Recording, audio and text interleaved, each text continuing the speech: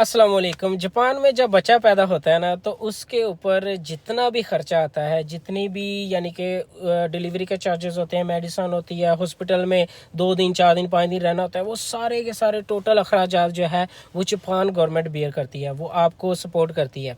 Almost 100% लोग जो है ना ये सपोर्ट लेते हैं। उसकी वजह ये है कि ये गवर्नमेंट को बहुत टैक्स पे करते हैं।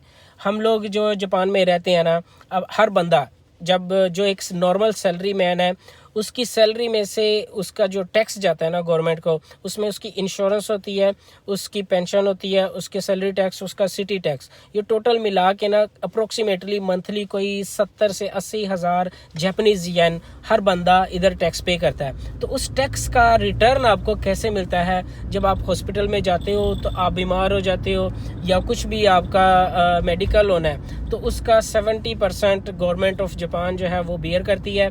ये नॉर्मल की बात कर रहा हूँ, यानी कि अगर आप बीमार हो या कोई हल्का फुल्का सा ट्रीटमेंट करवाना है उस बिहाफ पे। अगर आपका ट्रीटमेंट ज़्यादा एक्सपेंसिव है, लेट्स से कि कोई सीरियस मर्ज निकल आई है, तो उस बेस पे जापान गवर्नमेंट 100% आपका जो ट्रीटमेंट है वो फ्री ऑफ कॉस्ट करवाती है, क्योंकि आपने वो हेल्थ इंश्योरेंस ली होती है। तो अब अल्लाह ताला ने मुझे बेटे की नेमत से नवाजा है।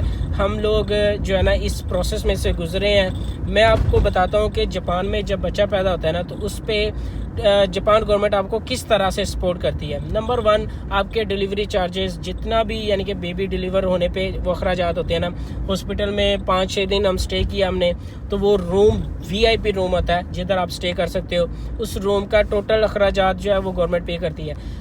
अक्सर हमने देखा है कि पाकिस्तान, इंडिया वगैरह में जब डिलीवरी हो रही होती है, ये छोटे छोटे जो क्लिनिक बनाए हुए हैं लोगों ने, जिसमें वो कह लें कि नॉन सर्टिफाइड डॉक्टर्स होते हैं। इवन के नॉर्मल भी डिलीवरी हो रही होती है ना, तो डॉक्टर जानबूझ के डरा देते हैं, जो जी नहीं जी ये नॉर्मल नहीं होना, ये तो ऑपरेशन होगा, ऑपरेशन के फिर वो नॉर्मल डिलीवरी अगर फ़र्ज़ कर लो कि 30-35 हज़ार में हो रही होती है, तो वो ऑपरेशन के 1.5-2 लाख 4 लाख, जितना ज़्यादा महंगा हॉस्पिटल होगा उतने ज़्यादा वो चार्जेस लेते हैं आपसे। ये बहुत बड़ा स्कैम चल रहा है, बहुत बड़ा स्कैम चल रहा है ये पाकिस्तान में। जापान में ये सीन है कि नॉर्मल डिलीवरी है, चाहे ऑपरेशन है, चाहे कुछ भी है, इन्होंने एक स्टैंडर्ड जो है ना वो सेट कर दिया है कि 4 लाख जापानीज येन उसकी फ़ीस है। चाहे बच्चा नॉर्मल पैदा हो, चाहे कैसे भी पैदा हो, 4 लाख जापानीज येन जो है ना वो जापान गवर्नमेंट सपोर्ट करती है हॉस्पिटल वालों को। यानी कि ये पैसे हॉस्पिटल को मिलते हैं डायरेक्ट। आपके जितने भी यानी कि वो उसके अंदर एक्सपेंसेस हो रहे होते हैं ना, वो इन 4 लाख के अंदर ही उन्होंने कवर करने होते हैं। तो आई थिंक कि काफ़ी सारे जो ट्रबल है ना, वो जो गरीब लोग हमारे बेचारे ये फेस करते हैं बच्चा पैदा होने पे, वो नहीं होंगी अगर ये स्टैंडर्ड फिक्स कर दिया जाए कि जी 20 हज़ार या 30 हज़ार या 50 हज़ार इवन की एक फ़ीस है, उसी के अंदर ही सारा जो है ना वो एक्सपेंस होना है, तो वो जो है ना वो काफ़ी सारे मामला तो उसमें से कवर हो सकते हैं।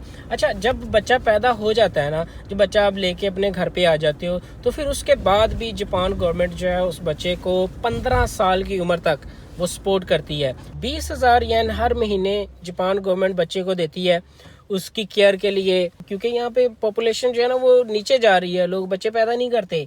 वो कह रहे हैं कि वैसे ही ठीक है, ऐसे ही गुजारा चल रहा है, तो बच्चे की ज़रूरत नहीं है इन्हें। सपोर्ट करने का जो इनका मेन मकसद है ना, वो है ये है कि ये बच्चे पे इन्वेस्ट करते हैं। इनको पता है कि ये बच्चा बड़ा होगा, पढ़ लिख जाएगा, कोई ओलंपियन बन सकता है, कोई कह लें कि साइंटिस्ट बन सकता है, कुछ भी बन सकता है, नहीं तो यार जाते जाते कोई फैक्ट्री वर्कर ही बन जाए, तो फिर भी वो जापान गवर्नमेंट को टैक्स तो पे करेगा, सैलरी में से टैक्स पे करेगा, इंश्योरेंस में से पे करेगा। तो इसी तरह से ये हर बच्चे को इस नज़र से देखते हैं, उस पर इन्वेस्ट करते हैं कि ये बड़ा होके कुछ ना कुछ बनेगा ज़रूर। तो उस इन्वेस्टमेंट का फिर इनको एंड रिटर्न मिलता है 10-20 साल 30 साल बाद, जब बच्चा कुछ बन जाता है।